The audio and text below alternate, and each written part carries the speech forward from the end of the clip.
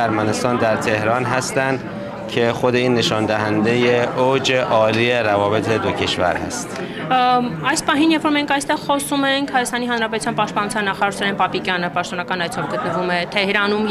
սա ևս խոսում է երկու երկրների միջև հարաբերությունների վերելքի մասին. بنابراین همه زمینه‌های همکاری با همدیگر و مقامات دو کشور بر اساس اعتماد متقابلی که بین سران دو کشور هست داریم پیش میبریم. Ըստ այդմ կարող եմ հայտարարել վստահությամբ ասել, որ բոլոր ոլորտներում երկու երկրների միջև հարաբերությունները ընթանում են այն հունով, որոնք որ հիմնված են, ինչ որ հիմնված է փոխադարձ վստահության վրա եւ որոնք որ երկու երկրների համապատասխան ոլորտի ներկայացուցիչները եւ պաշտոնյաները համատեղ ջանքերով առաջ են տանում։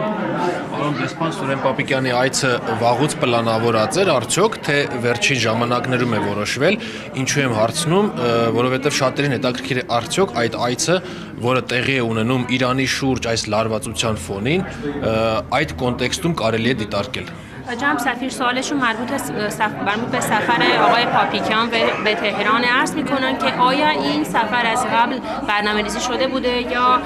در این اواخر به اصطلاح تصمیم گرفتن که این سفر رو انجام بدن و در نظر گرفتن تحولات اخیر پیرامون ایران در منطقه آیا میتونیم این سفر رو در چارچوب همون تحولات بررسی بکنیم یا نه؟